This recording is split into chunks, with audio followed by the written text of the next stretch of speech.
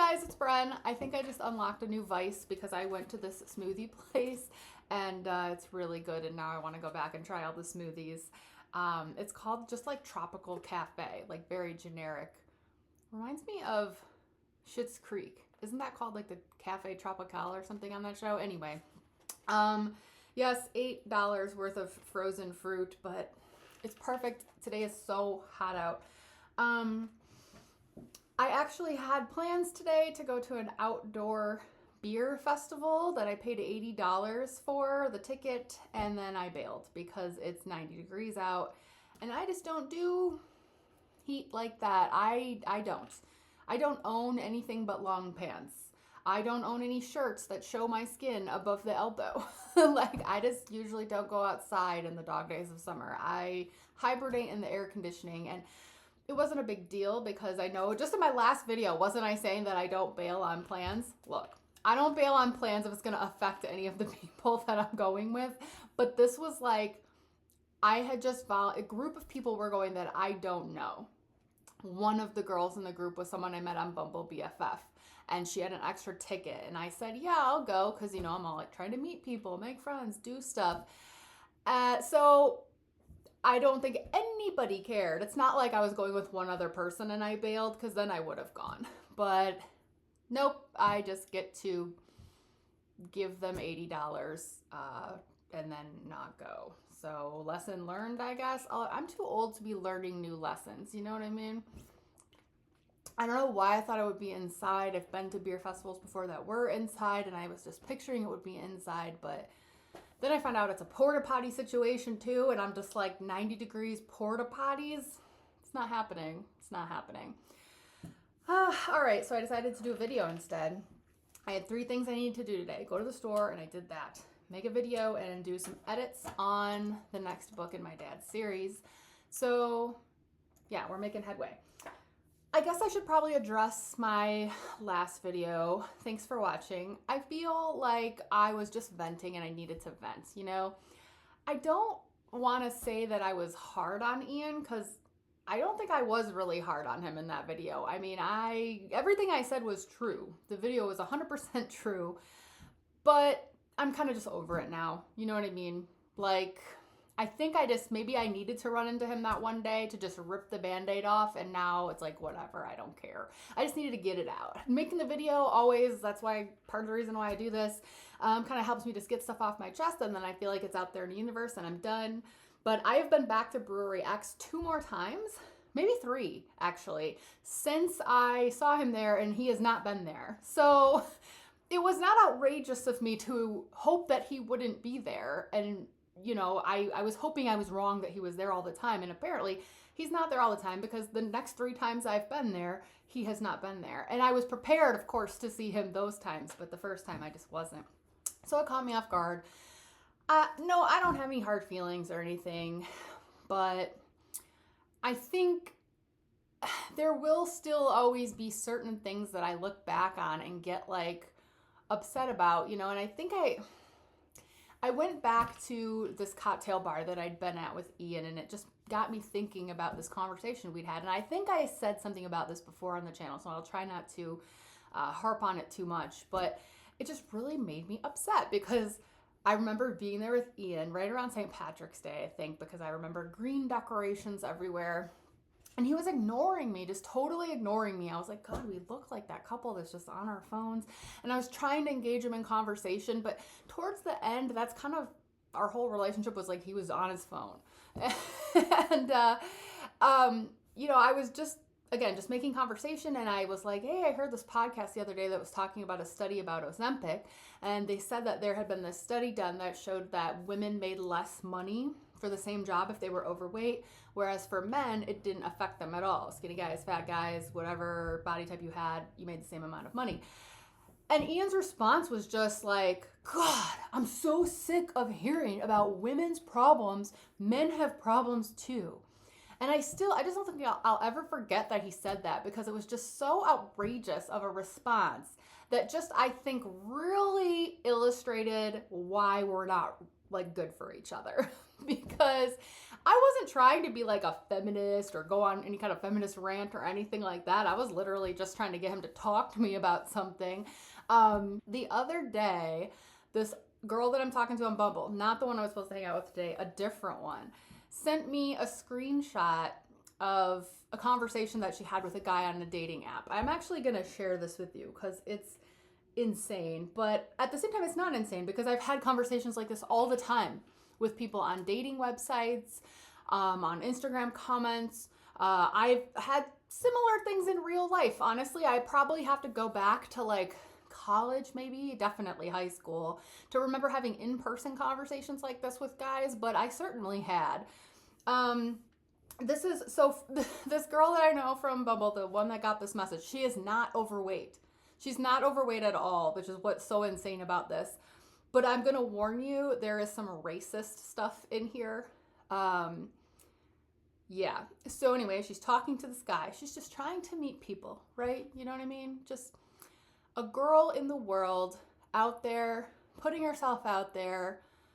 And this guy says, with how fat you are, I'm guessing your kids are black. Isn't that what fat white girls do when no white guy wants them? Then he references domestic violence, getting beaten, etc. He says some more racist stuff that I'm not going to say. And then he says, lastly, I took a bullet for this country. It's assholes like me why you have your freedom and hashtag me too. I've been to war 5 times. What have you done? And I'm just going to say I'm not surprised that this guy's in the military. I know that there are good people in the military. My friend Mike, that I've known since childhood, was in the military, and I think he's a good guy. But every guy who's been in the military that I have ever tried to date or talk to on a dating website, kind of an asshole. Maybe that's just my experience.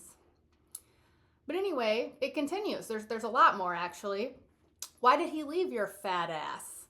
I've fucked over 65 worthless bitches in my life, and fat degenerates like you is why I'm pro-choice.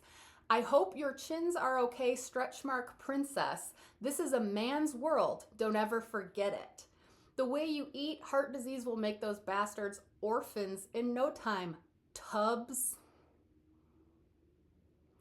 Let's see. More about, more racist stuff. Saying that, I don't want to say the racist stuff, saying that a guy's going to make her HIV positive. Let's see. Oh, and then he sends a couple pictures of him with a girl and says, I fucked her last night while you were home alone. She's hotter, skinnier, and doesn't have little racial slur running around. By the way, this girl's kids are not biracial. They're totally white. So I don't even know where that's coming from. Not that it matters. And so, yeah, I wrote back to her, I'm like, why does he think you're fat? And I was like, oh my God, this is so racist too. Like, what? And the point is, she was a little surprised, like a little taken aback, and that is pretty extreme, but I'm not surprised at all. I mean, because I'm 41 now, like, this has happened to me all the time. Ian, do men deal with this? Is this what happens to men on the internet, like on a weekly basis at least? This kind of harassment? Because this is what it's like to be a woman today. You know, and whenever stuff like this would come up before, I'd say to Ian, I'd be like, your daughter's going to encounter this one day. And his response would always be the classic 15-year-old boy response of, I'll kick their ass. No, you won't. You won't kick their ass. You won't know who they are. You won't even know this is happening to her. I didn't tell my parents stuff like this. When I was in AOL chat rooms in 11th grade and guys were talking to me like this, I wasn't telling my parents, you know? And this stuff does affect you as a woman, but you learn to not say anything about it. That's why Me Too was so significant, because people started talking about this happening. But until then, it was just like part of being a woman that men talk to you like this, especially on the internet and social media and dating websites. But like, I mean, gosh, you know, now if some guy started saying this to me, I'd just be giving it right back to him, right? Probably would not let the conversation go on that long. But I still remember being in 11th grade, and I made out with this guy in a movie theater who was pretending that he really liked me. Brian Harvey. That was his real name. And we made out. I got home from the movies. I really liked him. And then he got on AOL and he told me, what did he say? You're a too tall freak and not even good enough to be friends with if you're not going to put out. I was a virgin. Can you imagine if I wasn't and I had slept with him?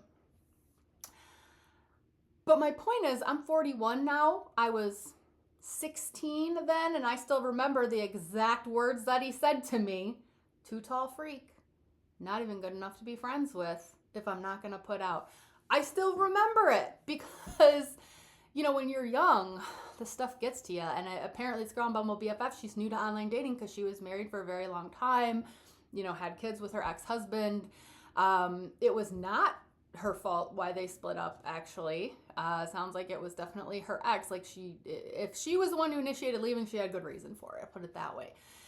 And so she's kind of new to finding out what it's like being a single girl on the internet. And I'm like, I am not new to that. I'm not new to that. But men have problems too. Listen, just because I'm talking about problems that affect, I'm trying to put a post-it note up. I can't get it to stick. Never mind.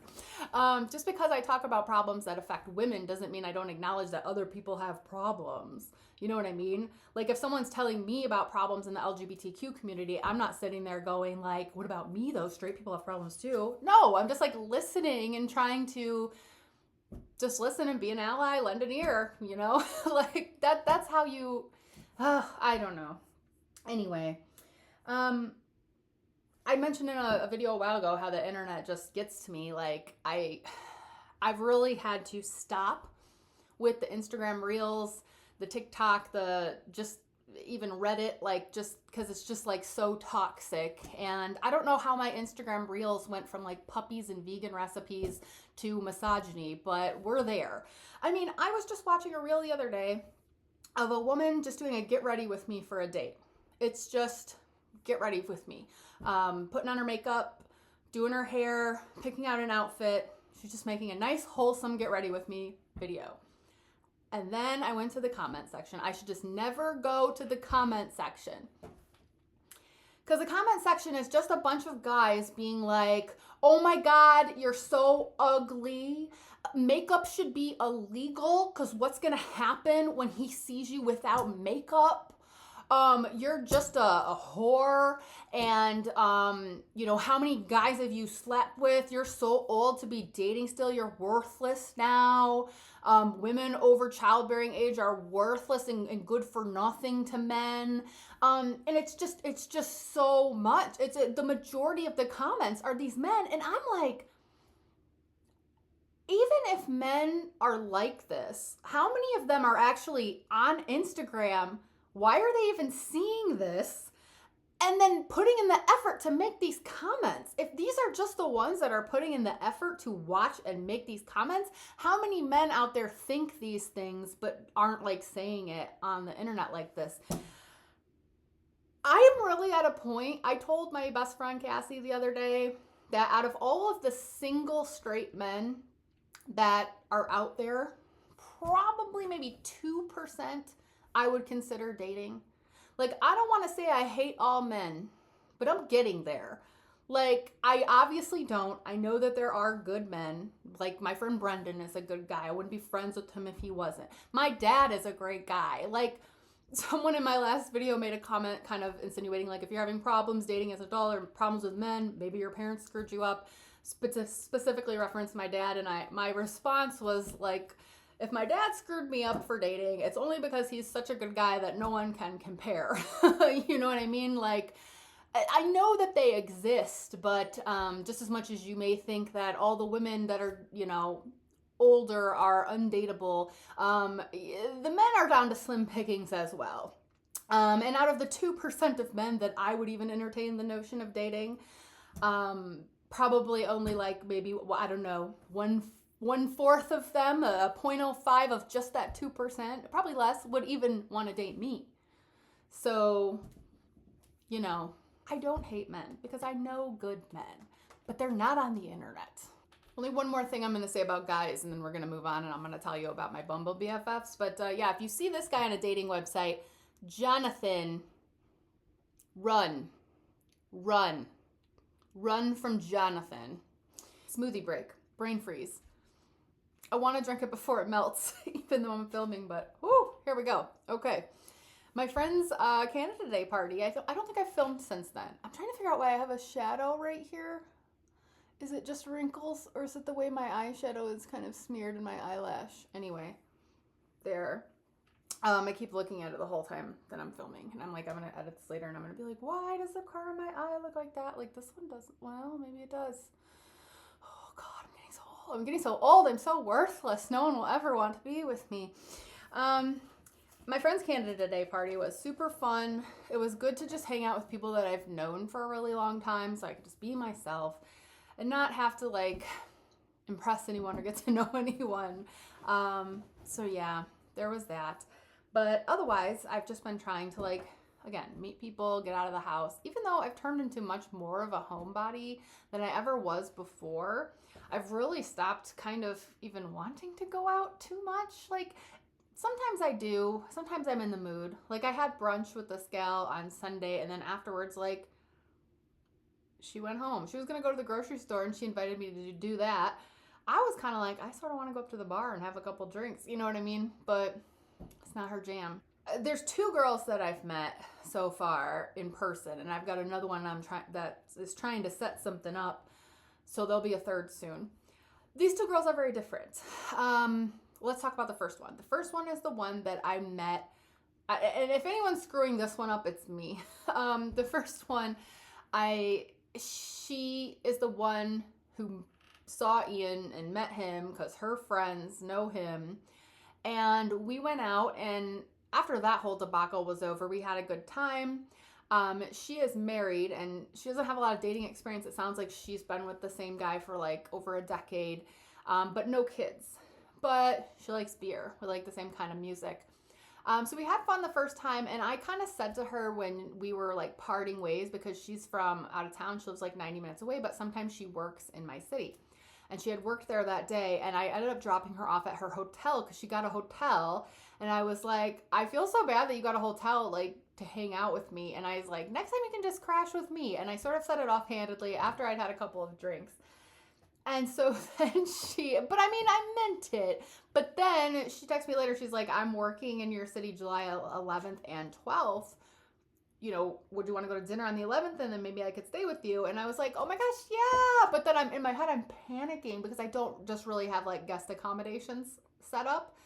I don't have a guest bed. And I was like, I guess I should give her my bed and then I should sleep on the couch. Like, I felt like I needed to, as host, like, let her sleep in an actual bed. But I didn't know what to do. I ended up buying an air mattress, but then I returned it because she texted me the day before she was supposed to come and said that she had had COVID, but she still wanted to come, but she was like, I'm 10 days. She's like, so, and I feel better, so I should be okay. And in my mind, I was like, she's probably okay. Like, she's probably not contagious. But also I was like, but why risk it? You know, like, if it's just, for me, it's just dinner. Why would I risk it? We can have dinner another time. So I kind of was like, you know what? My dad just had cancer. My mom's going through a bunch of heart stuff. I'm supposed to see my nephew next week. Like, why don't we just postpone? Like, we'll do it another time. Like, next time you have to work in the area, let me know. And I felt really bad because I feel like she was kind of counting on being able to stay with me in between these 2 days. She had to work out here. But, like, why risk it, right? I don't know. Anyway, I told my friend Cassie, I know she was going to agree with me because she's a germaphobe. She was just right away like, no, oh my gosh, you know, you don't owe her anything. Like, but I felt bad. But then I was supposed to go to this beer festival with her today. And again, I was just taking someone she knew who couldn't go as like extra ticket. But she did transfer me the ticket, and I'm paying $80 for it. And then I found out it was outside. I guess I should have known that it was outside. But I've been to the beer festivals before that are inside, like ones at the arena downtown here. And so I was picturing it inside. And then I realized yesterday, I'm like, this is probably outside, isn't it? And I asked her, and she's like, yeah, it's outside. And then she told me it was porta potties. And I was just like, no, not in 90 degrees. And it's humid. My dogs can't even handle it outside right now. It's like they like go to the bathroom, they come right back inside, like they're panting already. It's disgusting out. It is disgusting. I almost passed out just walking into the grocery store from the parking lot. It's so hot and humid outside. But she's like a very tiny, skinny, itty bitty little person. It's probably totally fine for her. Not me. I'm not doing it. So she probably just thinks I'm super lame bailing on everything. The other thing was I was going to have to drive. It's an hour away from where I live. They were going to Uber, but they're coming from the opposite direction. It's not like I could go with them. And there's nowhere to go afterwards. Like, it's in the middle of nowhere. It's not like the ones that are downtown here where you can just like walk to a restaurant afterwards so you can like sober up before you have to get in the car and drive. So I was going to have to like really watch what I was drinking and, you know, be able to drive out of there. So it was just going to be miserable. And in the end, I was just like, I guess I'm just out $80. You're welcome to whoever I took the ticket from who also couldn't go. Because I ended up paying for it. So she probably thinks I'm lame. I don't know. When we went out, it seemed like she needed a lot of validation on a couple of other scenarios.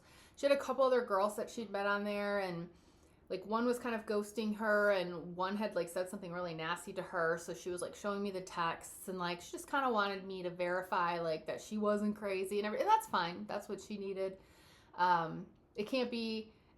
I mean, I one time met a girl on Bumble BFF years ago and talked her ear off about the latest Pete drama, and I'm sure she was just like, oh, good Lord, this girl is nuts. Anyway, she seemed fine. I do want to hang out with her again. It's just hard because she lives so far away. The other girl that I met on Bumble BFF is a more interesting story. So she has 2 kids, but she was married, but now they're divorced. And she lives here. And at first we started talking about dating, online dating, breakups. We started talking about Bridgerton a lot. And at first it seemed like we were really getting along. The first time that we went out to eat, she doesn't really drink. We went out to eat, and she's also on semaglutide, even though she's not overweight. This is the one who had that bad conversation with that dude. She is so not overweight. But we talk about our side effects and stuff too. And we just had a really good, like, we hung out for like a couple of hours the first time we got dinner. And I told her all about Pete and Ian, and she told me about her ex and then like this other guy that she was like kind of like reminds me of sort of like a Nick or a Jack situation that happened to her too after that. And so we were just talking all about online dating and stuff, and everything's going really well. There were a couple of things that she said that caught me off guard. A couple of things that she maybe used some terms that I wouldn't use. And I mean, I know that not everybody works in higher ed and goes to 27 sensitivity trainings a year like I do, so I let that go.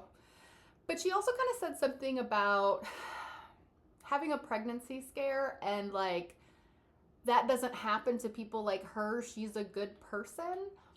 And it kind of made it sound like she thinks a lot of people who have pregnancy scares are like whores, and that's why like as if like accidental pregnancies don't happen to good people. It was a little, but I was like, you know what, I'm not gonna judge her. I don't want to judge her. We're having a good conversation about all this other stuff. Like, I'm gonna let all that go.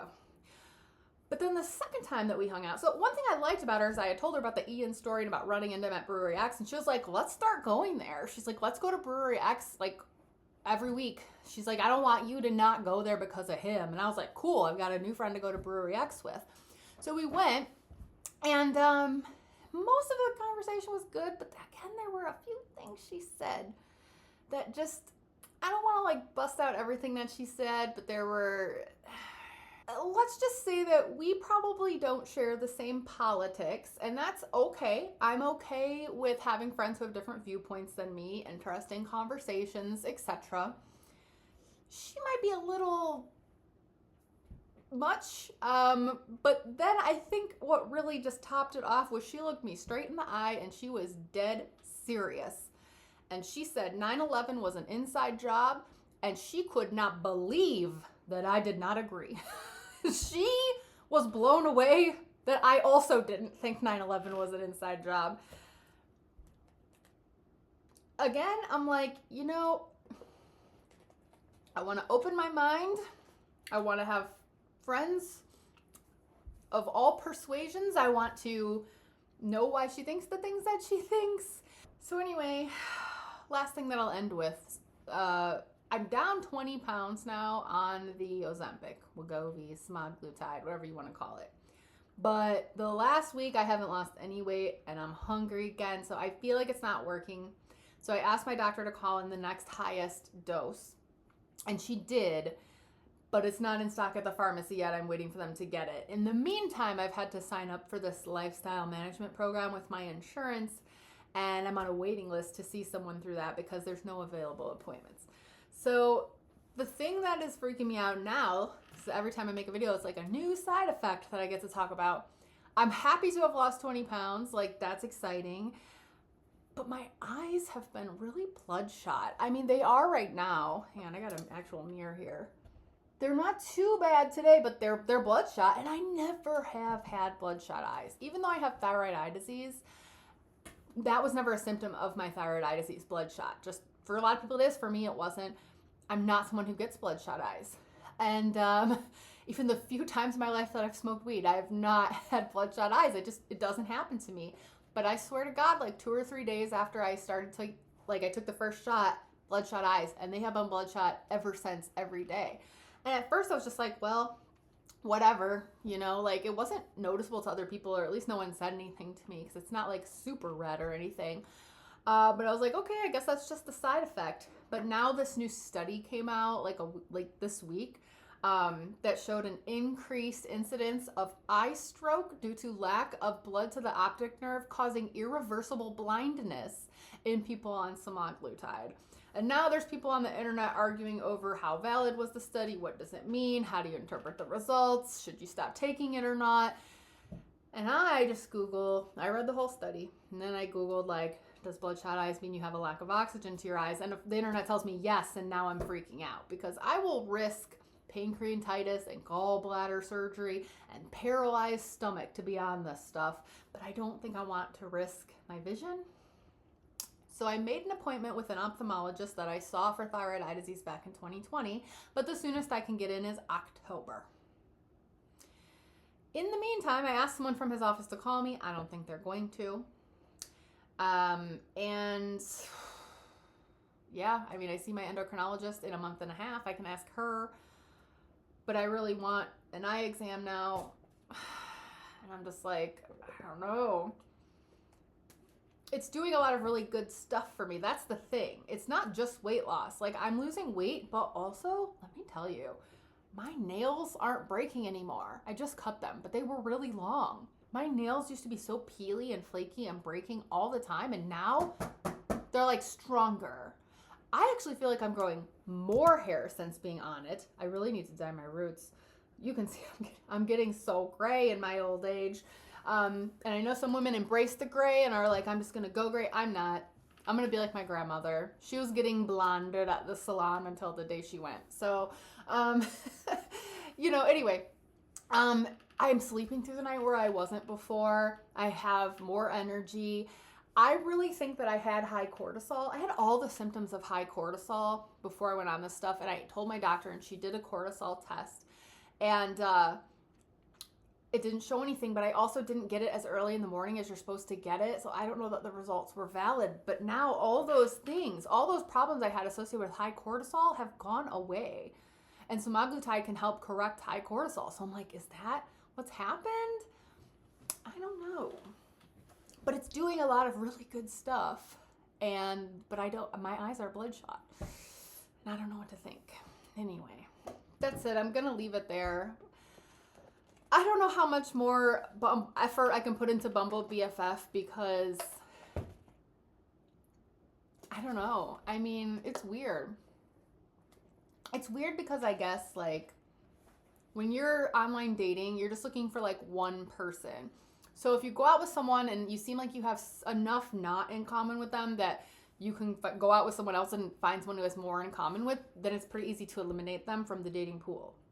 But with this, it's more like, you can have as many Bumble BFFs as you want, but how many do you have the capacity to, like, take on at once? The social energy, right? But also, like, is each individual person, is the pros about that person outweighing the cons? You know, straight up got in a fight with this one girl on there on the chat. Well, not really a fight, but she said something, again, very racist. A lot of racist people on Bumble, I guess, in general. She said something racist about migrants, and I just said, you know what? I work with undocumented students every day at my job, so I'm really not the person that you want to talk to about this. And then she blocked me, like ended the conversation. Okay. I'm gonna go now. I'm gonna finish this one way or another because this is my breakfast and my lunch. I hadn't eaten anything. I did notice it said it was 500 calories, but that's okay because it's 2 meals for me. So, okay. I'll talk to you later. Bye.